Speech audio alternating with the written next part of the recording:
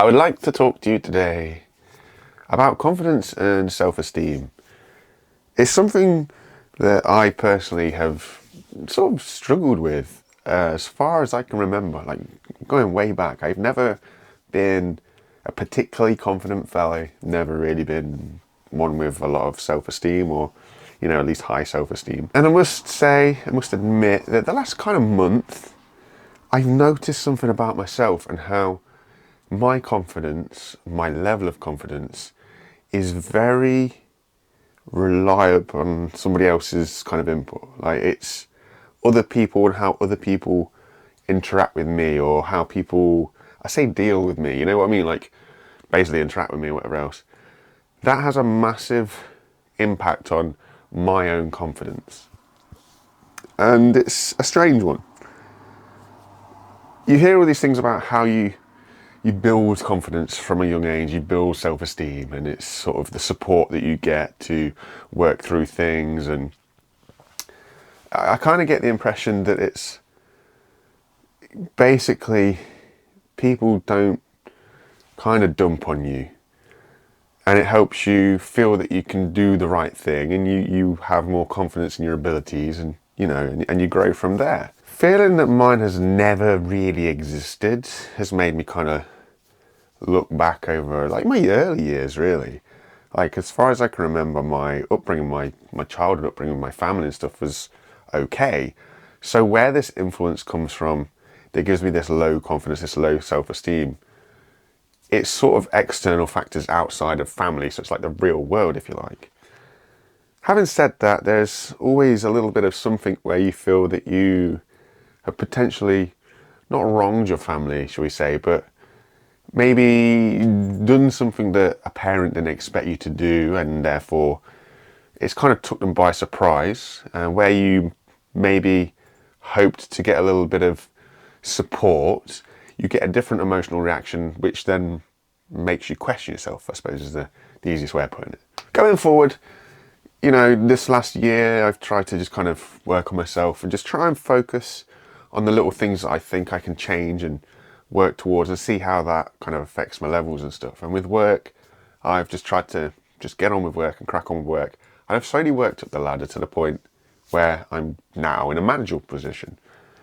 This is kind of scary, I won't lie. It's a very good test of confidence, because if you have low confidence and you find yourself in a position arguably of what you would assume somebody with confidence to be in, you're a manager of people, you have to have confidence to deal with people in whatever ways you see fit. You have to have confidence to, hold a position of such.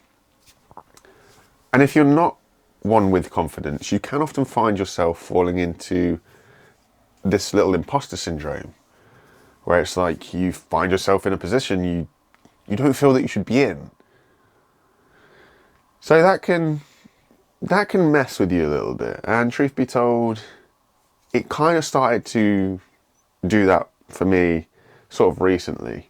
But I also noticed it wasn't the only thing that happened. A lot of things for me happen all at the same time. It's kind of all or nothing. So on top of that, I've been, kind of sticking myself a little bit in the dating scene or whatever. And I've been speaking to a couple of people, and there's one that I've kind of taken a shine to. And conversation's been really good. It's been really nice. I've met them a couple of times, and then this is where the panic sets in. Boom. I don't know what they wanted. They never really made any sort of intentions clear as such. Like they made it really obvious that they wanted to keep meeting me and keep seeing me and that kind of thing. But for me, I think the problem is I'm a people pleaser, or this is what I'm trying to get away from. I know I'm a people pleaser and I'm trying to work away from that. But when you are meeting somebody and, I kind of like them, I'm not going to lie. Part of me, like this part of me that I'm trying to remove, gets very hooked up on, okay, what do I need to be? Who do I need to be to keep hold of this person, if that makes sense? And what's really, really stressful for me is they were very open, they were very free. They weren't asking me to fit a mold, which has happened to me in the past before. Is, you know, there's an expectation put upon you, and if you don't feel that you can reach that expectation, for me personally, it's been very stressful, if you like. You know, I'm very aware of a box that I put myself in. And because I put myself in this box, it's like I limit myself to potentially the sort of people that I should attract, shall we say. I'm very conscious of, I feel that I overreach, if that makes sense. I feel that the way that I've put it across to the counsellor before is I've been brought up with like a belief system. You give 110% and expect the bare minimum, if anything at all. So when it comes to sort of like the dating scene and everything else, it's really difficult for me to feel that I, for once of a better word, deserve, you know, almost like a certain type of person. So when I find somebody who, when I'm not thinking about it, I get on well with and things are going great with, all is well until my brain clicks in. And when my brain clicks in, it's like, okay, right, you're punching. You're really punching here. You need to find out what this person needs you to be, who this person needs you to be, and what they expect from you. And when you don't get that, my brain just loses it. Like the panic sets in, the fear sets in, the confidence in myself and who I was being enough, just, it completely vanishes. So what I've noticed going through this whole little situation, if you like, is I was really, really almost desperately needing this person to give me a clue as to what they were looking for in whatever they were looking for, I guess. Like, I don't know if they were looking for a relationship, if they're looking for friendship, if they're looking for, you know, a little bit of this, you know, or what. They were just happy to get to know me as a person. That hasn't happened to me for a very, very, very long time. I've always felt that even when I get to know people who I've been in relationships with, there's an expectation there. So to have this freshness of, there is no expectation, just be yourself. My brain couldn't handle it. My brain just could not handle it. What's really interesting is because of my inability to deal with somebody just going, be who you are, it really, really, like, it screwed everything up. Because you're in this fear and panic, you're not who you are. I suppose you are to some degree, but you're this ball of stress. You're this ball of, like, you're searching, do I need to do this? Do I need to do that? Like, who do I need to be? What sort of do I need to put outwardly? And it really, it screwed everything. It 100% screwed everything. And you can see in our conversation, you can literally like follow the timeline when things are going great. And then it's like, here's the point where I start to panic. And it's just so obvious. It just like flows out of you like a toxin almost. And it pushes people away. I find it really, really interesting how my own personal confidence was so needy for somebody else's input. When I've been to therapy and we're trying to talk about it, trying to understand why my confidence is so low and why my self-esteem is so bad, all we can sort of work around is like, where does it start? Like, what happened? Was there an incident? Was there an event or anything else? Unfortunately, I don't know of one. At least consciously, I don't know of one. It just feels like this is who I am. This is part of who I am. I don't like that. I don't know how to change that. I'm trying my best to sort of ignore it to some degree. It's the whole fake it till you make it kind of thing as well. With work, with the managerial position, I'm trying to believe that I'm in the right spot because I deserve to be there, because I do have the knowledge. I do have the ability. And despite what it seems, I do have okay people skills. They need work as well, because I am too much of a people pleaser. It's just ingrained in me like a sixth sense almost. I know that I need a lot of work here and there. I just don't know how to go about it. With work, one of the things that it feels I need to be a little bit more, I want to say stern, but stern feels too abrupt. But you know what I mean? A little bit more able to say no to some things. Able to give people more of a direction. Able to basically give instruction with authority without it seeming like I'm just a person in power, you know? It's trying to work out how you are confident in delivering an instruction without people feeling that you're, talking down at them or anything like that. Same when it comes to, the dating world. And this is a real hard one, is because I have to believe that who I am is enough. That's really, really hard for me. It's been reinforced negatively since literally my first serious relationship at whatever I was, 17, 18. Since that age to, I think it was about 30, every relationship that I have had, I have been cheated on. That does absolute wonders for your confidence and self-esteem when it comes to a relationship. It really does.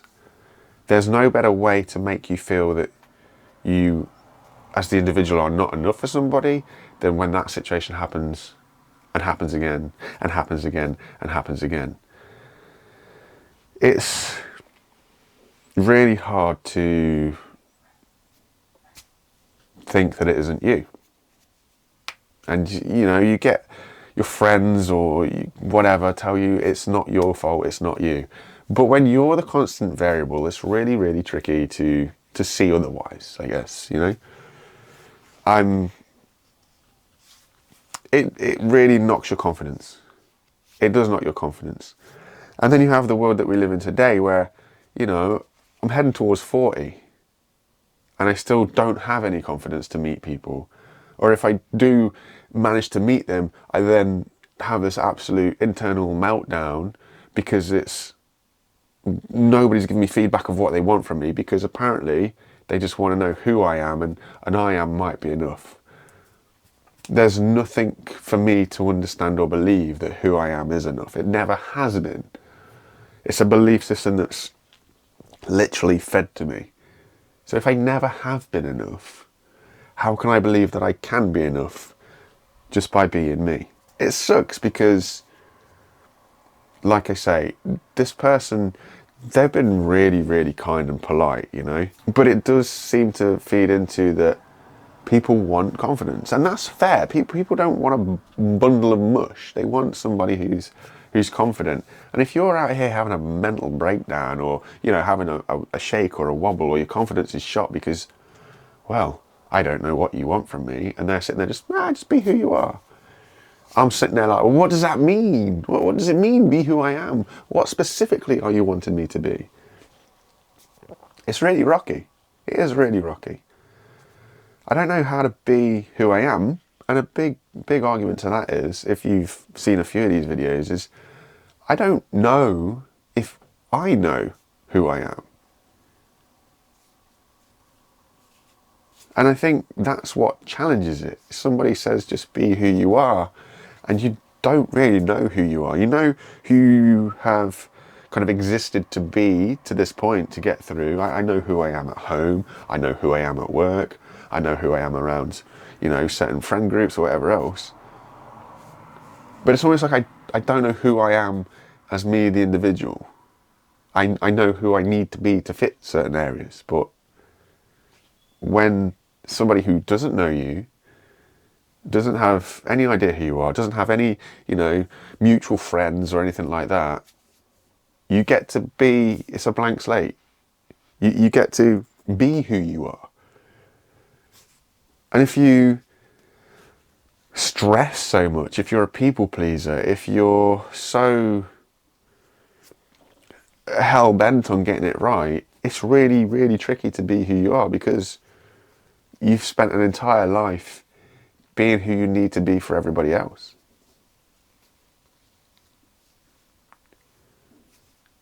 I know that one of my biggest battles is my living situation.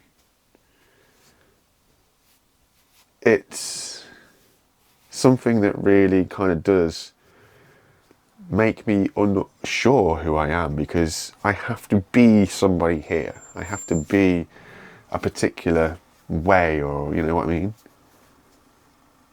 And I'm working on that. Thankfully, with the promotion and everything else, it means I'm in a hopefully better situation to build and be able to work to get myself into somewhere else. But confidence and self-esteem, for me personally, it feels like it is fed from everybody else. So how you grow in confidence, how you grow that self-esteem, I don't know. Because, like I say, for me, it's so reliant on feedback from everybody else. No matter what I do, you know, people always go, well, go to the gym, work out. Great. I still won't feel confident just because I potentially look different, just because I'm fitter or I look in a different way, have my hair cut, wear contacts, whatever. That doesn't give me confidence. I know it's playing into how people interact with you, because it's people's perception of you that changes, not necessarily you. And as I've just said, if I'm reliant on other people's input for my confidence, then if people are going to treat me differently because I look different, then potentially that's a boost to my confidence, right? But that also feels a little bit false to who I am, because it breaks out of that trying to find out who you are to be yourself, but you've got to fit within the parameters. You've got to work out. You've got to wear contact lenses. You've got to have your hair cut a certain way. You're not being who you are then, are you? You're fitting in a mold to get a specific something back.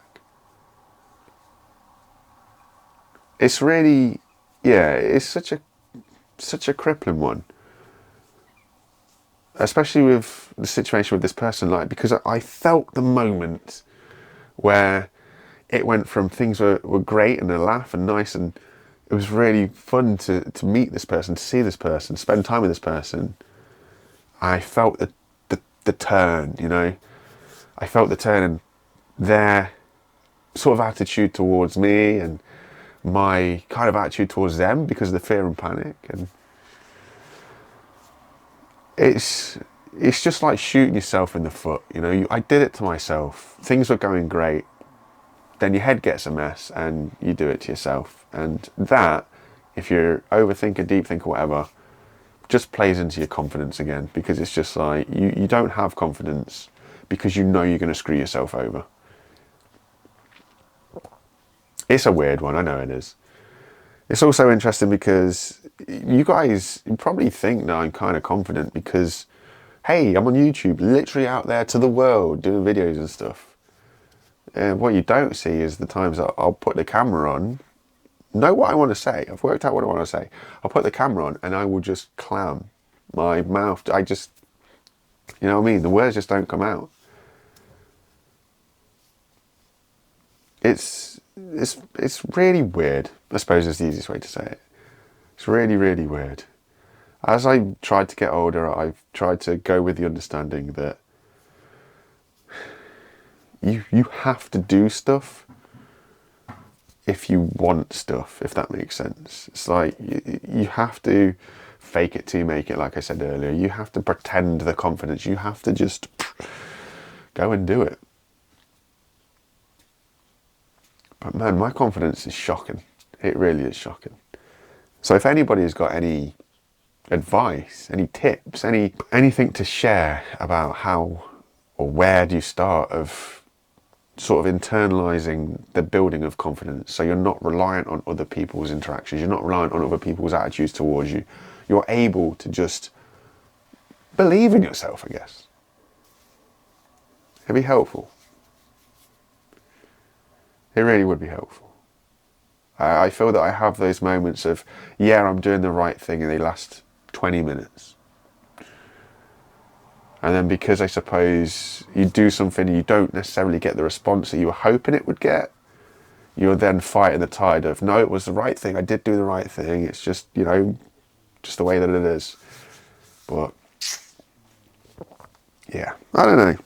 I'm sorry it took so long to get here, but just keep swimming, guys. Just keep swimming. I appreciate you all. I hope to see you again. You take it easy. Bye for now. Bye, everybody.